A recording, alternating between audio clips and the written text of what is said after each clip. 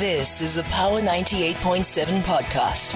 Now we're talking. Subscribe to Power 98.7 podcasts in iTunes or wherever you get your podcasts. There's more on power987.co.za. Power Solutions is proudly brought to you by Ntiyiso Consulting. Ntiyiso Consulting. Truth, trust, results. Truth, trust, results, and that is the slogan that Ntiyiso Consulting goes by. A very exciting segment that we engage with right here on Power Business, helping consortiums, organizations, problem solve essentially. And this evening we are looking into CRM Enterprise, and we'll be speaking to the CEO and business development at that company, Connie Matlejwana, in a short while. But we also are in conversation with Mhlanganisi Madlongolwana, head of business and revenue at Ntiyiso Consulting. Good evening. Hi, Tumisang. Thanks for having me. How are you doing this evening? I'm well. You notice how I always have to pause. Your name reminds me of my maiden name, Tseladimitra, so one has to take breaks, you know. Speed kills, eh? This is a beautiful case study that we are looking at today. And I think what I love about CRM is that it proves two sides of a coin. Yep. There are challenges, but there are beautiful challenges as well. So let's start with giving the general overlook of the scope of challenges that you looked at initially with CRM. Look, I think, and I like the fact that you bring up the fact that there are challenges and there are beautiful challenges. The crux of business across the board is the ability to solve problems, right? And that's actually what makes businesses successful, is that whether it be a large corporation or be it an SMME, at the center of it all is the ability to solve problems for a crowd of people big enough to pay you money so that you can be sustainable and ultimately take something back home again. And so it's developing that capability within the organization to be able to say, which problems are we going to take? Which problems are we going to leave? How are we going to organize ourselves when it comes to solving these problems? But also more importantly, then learn how to do it efficiently, continuous improvement. Connie is a very interesting case study, right? And I think it's a trap that a lot of entrepreneurs fall into. Connie is a strong marketer, has always been a marketer. And so she was pushed into the business from the discussion that we were having by, of course, conditions, retrenchments, and which is something now that's a lot more common that we see. But she also has had larger challenges around cash flow for the business in general. Office space, limited access to a corporate market, especially from a branding exercise. But more importantly, also branding equipment and getting this information in. And one also then marketing information for another business that she was setting up. But here's the trap that a lot of entrepreneurs fall into, is that if you want to solve all of the problems, you'll find yourself not being able to solve any of them in front of you. The interesting thing with Connie, and I do want Connie for us to have this conversation on air again, is that Connie finds herself in a situation where the market told her, we actually want this, although you're giving us this. And so that's where the decision making also becomes important, right? And I think, by the way, if you look at running a business in general, it's a set of decisions, whether you're making it at a JSE registered company or you're making it at an SMME level. Absolutely. It's a set of decisions that you need to make sure that you're able to drive and that you're able to generate value and deliver that value for customers. Let's welcome Connie to this conversation. Good evening, Connie. Hi, my everyday woman crush. Connie, I'm excited to be talking to you. And what is more exciting is that we are talking about CRM at a level of a two-sided coin. I'm interested initially, what type of help did you see as the biggest challenge that you want to tackle, that maybe you saw as an impediment towards, do I close, do I just let go, or do I keep going? No, closing down has never been an option or even a thought.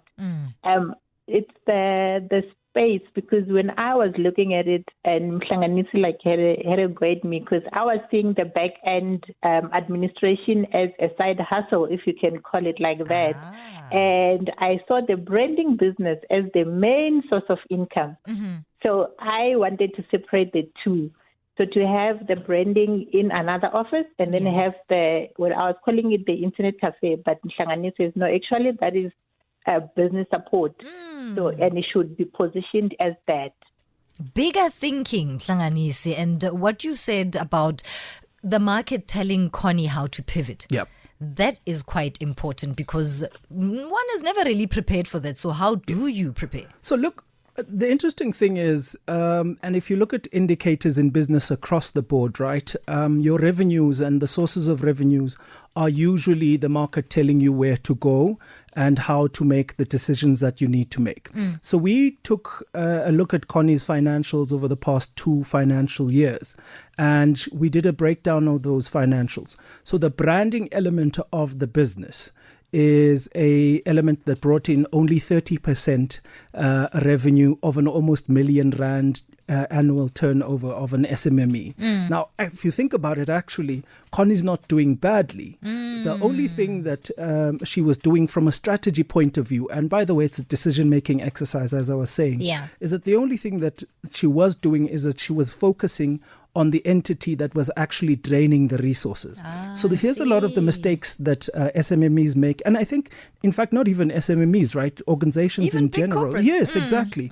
Is that the funding priorities sometimes are warped or they're misunderstood, right? Because you now have an element of a business that you are very passionate about, but is actually being cross-subsidized by an element that you're not really thinking about to a point where you're calling it a side hustle. There's a beautiful example in the bigger property market in South Africa where one tried to go overseas to expand, and that story is not so nice right now. It's not nice quite. And you see, and sometimes that's a very interesting thing, right? And that's why it's always important to keep a wider view of your market, understand your market continuously, segment your market continuously, but also get a view of what your value proposition is, right? Because, and here's, I think, one of the pitfalls that businesses, especially SMMEs, come into is that sifunu zenza zonke sometimes. Yeah. But hey, dilapa good branding, up Yeah. and dilapa, you know. Funny you laugh. Is that what you were trying to do?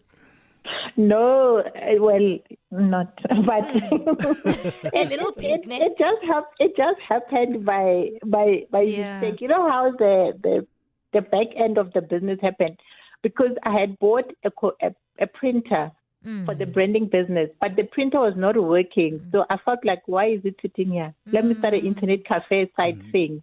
And then it grew and grew into company registrations, into business compliance, into just general admin for small businesses. And it just happened by chance. So I think maybe that's why I'm still wanting to hold on to the branding side, because that's like my passion. But I hear you. Yeah. And the preparedness, Mhlanganisi, is going to also factor in when it comes to the mind shift has already started happening. Now building sustainability. Yep. So I think an important perhaps to just piggyback off what Connie's saying, right? Yeah. If you look at the whole concept of back office support, and I do want to bring it in because it's a very interesting one. If you look at the active SMMEs research that was done, which is an SMME report at 2019, I don't count 2020 as a year. I didn't even that remember. one is gone, eh? Yeah, but if you look at the research that was done from an SMME point of view, South Africa had just north of 2.3 million active SMMEs, of which 74% of that 2.3 million were actually businesses that were building operational maturity. This means that for Connie, someone who does back office support like compliance, accounting support, administrative exercises, investments that SMMEs can't necessarily make, but they've put aside budgets for, is a market that she could capture quite importantly. But also from a focus point of view, and I think, of course, Tumisang, to just perhaps revert to the management consultant in me more than anything else, is that in a situation like this, right, there are two value streams, but usually the water is muddied if you have both of these running out of one single entity. So for us, and this is the discussion that we were also having with Connie, is to say, Connie, if you are passionate about this and you see a market, for instance, in the branding exercise, separate the two entities so that you can develop the right operating model for the entity that's actually funding you. So here's, for instance, the mistake that Connie was making. And thank you very much, Connie, for letting me say these things about you on air.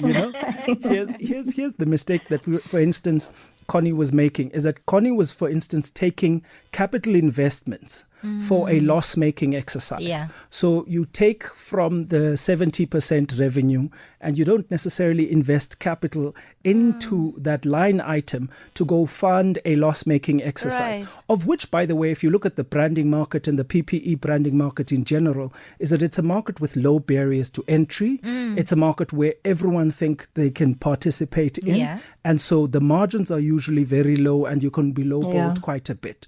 So in that alone, you're wanting to compete in a space with an entity that's funded by another value proposition. see. And so once you're able to separate these entities and separate these value propositions, you can have them as two separate entities. You're then able to make the strategic investment decisions. Because now suddenly, I asked Connie, for instance, Connie was like, no, I need an office space so that I can print stuff. But I'm like, Connie, Right.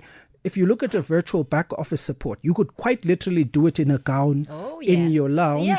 And you have 10 clients that you're helping from a compliance point And of view. that's the new normal And we are all walking exactly, right? So it makes no sense to make a capital investment to go buy, for instance, a container and refurbish it as part of a branding business that's currently not bringing in as much revenues. I love all of these solutions, Connie. How have you received them? Because if we are talking about moving on to the next step, how are you thinking of a strategy? And let's take baby steps here. Your first initial point of call from this particular resolution, what is it going to be? I think it's going to be holding off on buying branding equipment because that's what I wanted to do. But looking at the branding itself, it is saturated, but there are barriers that people are not really aware of. Because if you look at our suppliers, where we're getting our stuff from, I mean, we all supply the same things and we get them from the same suppliers. Yeah. But what they use is they use a tiered system. So when you're still coming in, I'll buy a T-shirt probably like 50% more than somebody who has 1 million points because they use a point system. So you have to earn points as you grow. So what happens is with us, as you're starting out, I will send you a quotation for 10 T-shirts and then you say, Connie's ripping me off. And then somebody else will send you the same T-shirt for much lower. So people don't know that about the branding thing. So when the corporate says we want 3 quotations, CRM brings in a quotation that looks higher, they take it and throw it in the bin. But it's that barrier that is there, that exists. But coming back to your question, yes, I'm going to hold off on the branding equipment, and we're going to have to do another strategy for the back support, which we have not been doing because we're just selling it as a by the way. So now we're going to have a full-on marketing strategy and see how we get the word out there and how we reposition it to optimize it. Is this the outcome that you wanted, Ntiyiso? And additionally, and I think, and additionally, look, I think one, of course, it's important to, and a business is a very personal thing, to Misang, especially if it's a small business, right? Because into yakho lena yaziwa nguwe consistently. So one of the things that we were then having a discussion with Connie about is, for instance, the ability to cross-sell and upsell the clients that she already has. And this is a thing that a lot of businesses miss, is that it's cheaper to actually stay with a client that you currently have instead of going and finding a new client. I remember Connie saying that she has a database of clients of about 200 plus people already. Who've used the services in one way or another, a large majority of which are SMMEs, right? Now suddenly you've done, for instance, a branding exercise. Sure, great, you've branded them, but you then are able to ask them, even during that conversation, listen, what's your compliance looking like? Who's doing your administration currently? How's that looking for you? And that gives you longer sustainable relationships. But it starts, to Misang, at getting the right business model. Yeah. Defining the value proposition. Why do people come to me for what they come for? How do I deliver what it is that I say is valuable to these clients? But also, more importantly, who are they, right? And I think once you're able to separate those and give yourself a funnel of the people that you're able to chase, it's also then easier, and this is the language that we were using in our discussion with Connie, to develop a route to market. Because now you know that you're going to sell to SMMEs, so you're going to communicate in a specific way, you're going to position yourself in a specific way, you're going to find them in the different areas. And I think the sustainability for Connie, more than anything else, is taking those relationships, those ad hoc services that she thought were actually side hustles, and making them long-term relationships, right? Because if you look, for instance, at the conversion from a consulting point of view, and this is what any good consultant does, is that you get into a client, you understand their problems and help them solve those problems, but also help them solve the problems they didn't even knew they had, that they exist. because it extends the relationship going forward. She has a captive market from an SMME point of view, a largely neglected market, but also a market of people that are figuring out how to get their businesses sustainable. And that right there is the golden nugget. Absolutely a golden nugget, Connie. I'm interested, really at a personal level.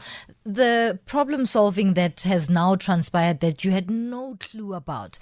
How did you feel about uncovering all of that? Because then it's such a big eye-opener that it broadens one's mind as well as scope of doing business. Excited, I think also honored, to have someone who advises you and advise you in a valuable manner. Yeah. It's not something that you just get anywhere. So for me, it was a humbling experience, and also an opportunity for me to go into the next level that I've been wanting to go, but I was going the wrong way. So now I know which way to go and what it is that I need to be doing, which I find to be very, very, very valuable. Obviously, Mhlanganisi, this is not an easy task. It's not going to happen overnight. So how then important does it become for one to set time frames and phase the project as you go along?